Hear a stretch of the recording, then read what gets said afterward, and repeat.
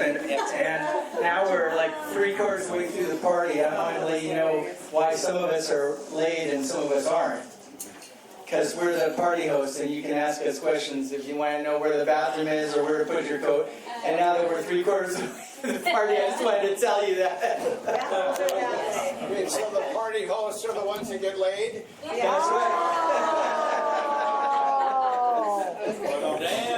And now, our friend Ron, now he has spent his career as an art historian, and he has written two books. It's a book set. I'm going to let him tell more about it because I cannot do it justice. So come up here, Ron. Thank you.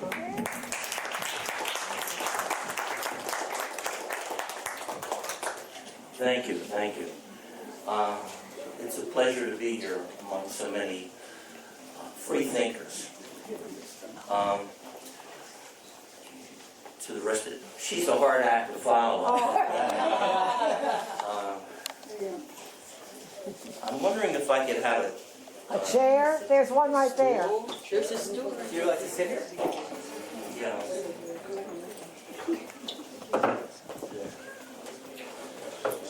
I'm Ron Meek.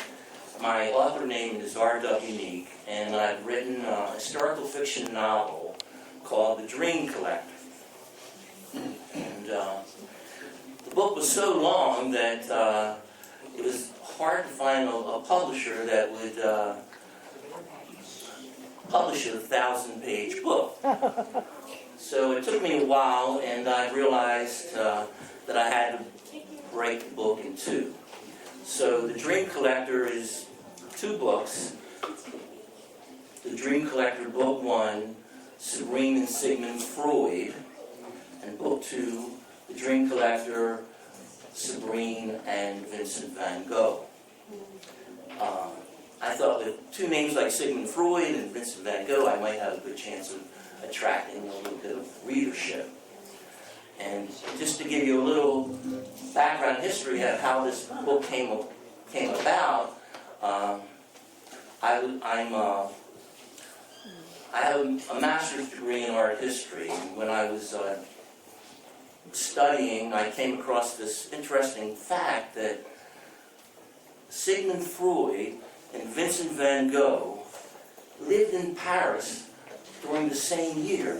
Wow. 1886. Oh. And so this is fascinating.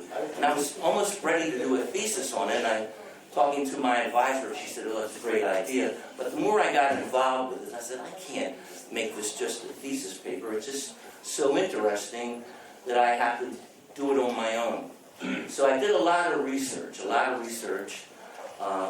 more than I care to admit. And I discovered so many things about why Sigmund Freud was in Paris, why Vincent van Gogh was in Paris. And the research became kind of addictive because I wanted to know, well, who was Freud involved with? So I found all of these different characters that Freud was involved with, and I found all these different characters that Vincent van Gogh was involved with in Paris, the same year. So they never met. That was the thing. But so I thought I could create a story of how they might interact with each other. So my book, The Dream Collector, historical fiction, is about 2 young women who basically take a voyage through late 19th century Paris. And during this time period, the worlds of medicine, science, and art were going through a tremendous revolution. And I won't go into that revolution too much, because it's time for me to read an excerpt. And it's a 10-minute excerpt from The Dream Collector, Book 2,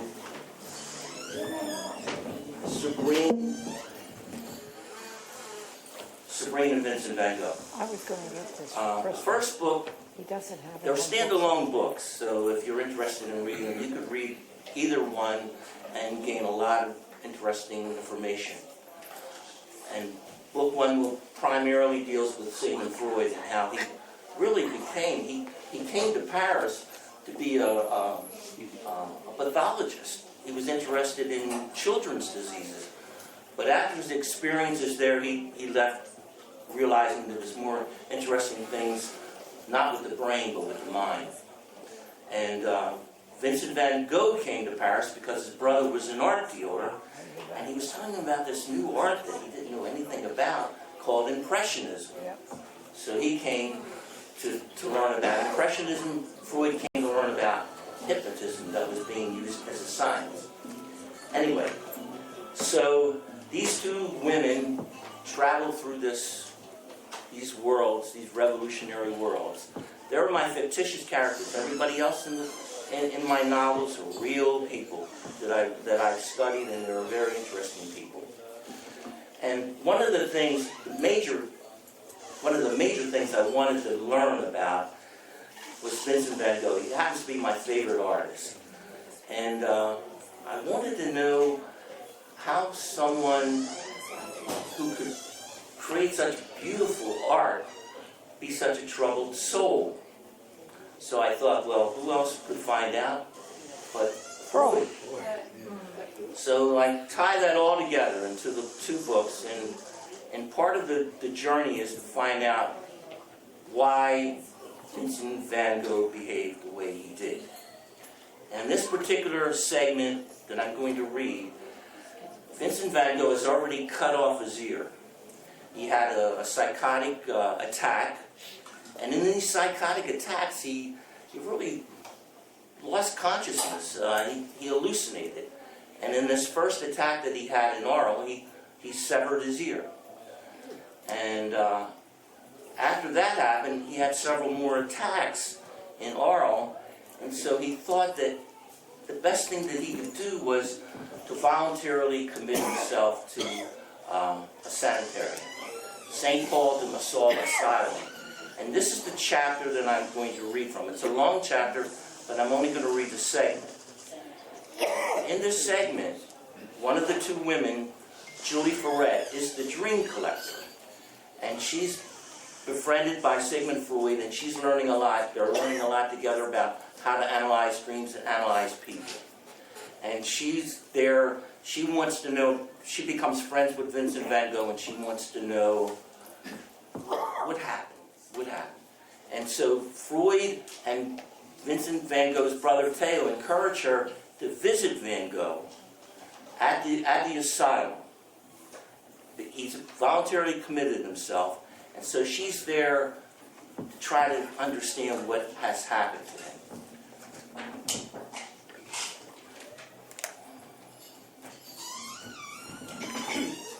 So she's already met the director of the asylum, and she's being escorted through the asylum by a chief orderly, whose name is Trabuc. Trabuc happily talked about the asylum's history. The suite of rooms on the second floor, he explained, securely housed those with violent tendencies. A half-century ago, the rooms were once used as prayer cells for the Augustinian monks. Now all empty, except Trabuc stopped at a wide marble stairway looking up, except for one patient. I worry, this is Julie Ferret speaking, I worry. Vincent van Gogh? Oh, no. One of our unruly residents who made a nasty attempt to strangle our director, Perron. Vincent, he said, stayed on the first floor with the other 9 patients. Not a great number, he admitted, for such a capacious asylum.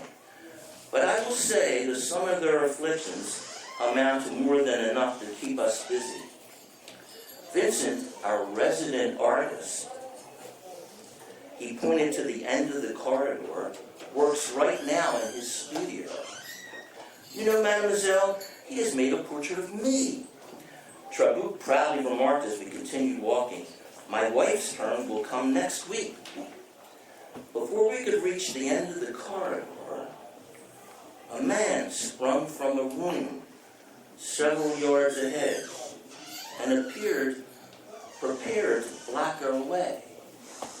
I grew concerned when Monsieur Trabuc moved protectively in front of me.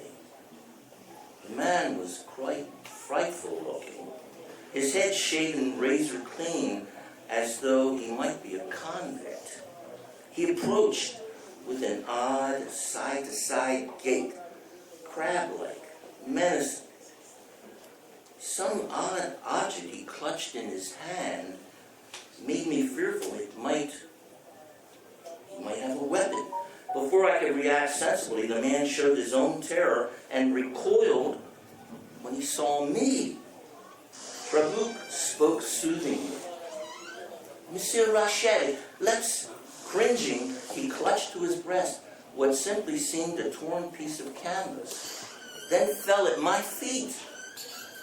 Small in stature, the poor man shrank into himself, cried, moaned, wailed like some beaten animal. Come now, Monsieur Rachet, take hold, the chief orderly began again. My verdict, please, my verdict. Desperately, he looked up. In God's holy name, my verdict, Mademoiselle, most supreme agent. The final judgment. What? Torture? Death? Tell me the High Commissioner's verdict. Punished or pardoned? I don't understand, I stammered. Jumping to his feet, he stared hard into my face, his smile tone sly. Chuckling. So wicked am I. The High Commissioner knows. They know the crime. He looked up at the ceiling, growing thoughtful, until suddenly he fell to his knees again. Oh, Mademoiselle Supreme Agent, they do cleanse me here, praise them. Tuesdays and Thursdays, here in our church, I'm doused in the tubs, in the redeeming waters. But it's so cold, oh, so cold. He hugged himself, shivering. I asked, is it better to freeze than to burn forever? I had no idea how to respond. My verdict, he insisted. Trabuc intervened. No, Monsieur Rachet, Mademoiselle has not come from the High Commission. She is a friend of Vincent's. Monsieur Rachet jumped up, walked in small circles, pondering, stopping, squinting at me, suspicious, circling again, stopping. You claim friendship with Vincent? Yes. What's in the package you hold? He then demanded. A present for Vincent. Is it an ear? He asked the host. An ear, yes, a true friend will have brought him a new one. Oh. I have brought books Vincent likes to read. He sighed. Dear Vincent's ear was severed by the Apostle Peter. We wait for the good Lord to restore his ear. We all wait to be whole again. We do, Monsieur Rachet, said the orderly Trabuc softly. In due time, in due time. And my verdict? In due time, answered Trabuc. The Lord works in mysterious ways. So does the High Commissioner.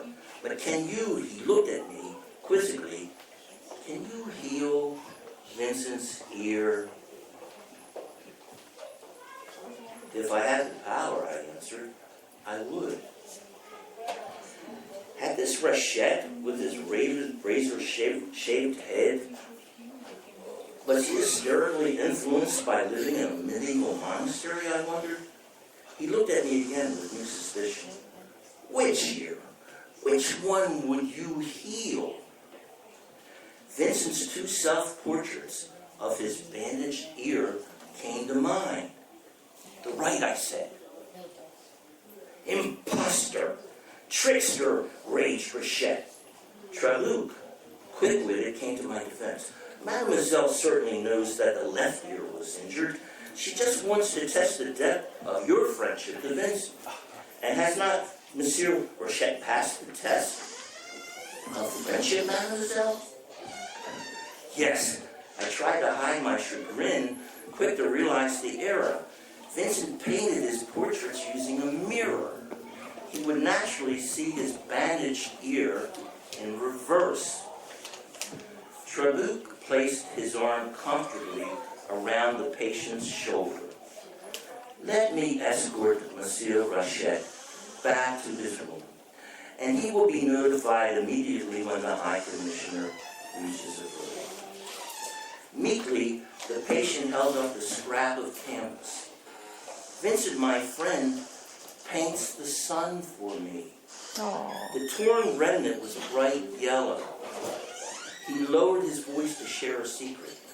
There are dark places where the Commission's agents would like to hide and spy on me, but this scares them away. nice, good. He placed the scrap of yellow painted light close to his chest, the talisman toward whatever dark forces might cause him harm. Good. Didn't we all seek such talismans to keep the unwanted at bay? Trabuc signaled to head quickly to the end of the corridor and into Vincent's studio. One more paragraph. Vincent stood by the open window. The iron bars a visible reminder of his self-imposed confinement. He stood in profile, strangely motionless, as though presenting his mutilated ear in order that I might absorb the impact of what he had done. A radical, diagonal cut had taken away most of the ear. What remained was the tragus ridge nearest the canal and a small portion of the lobe, now just a bundled scar. Oh, very good. Very, very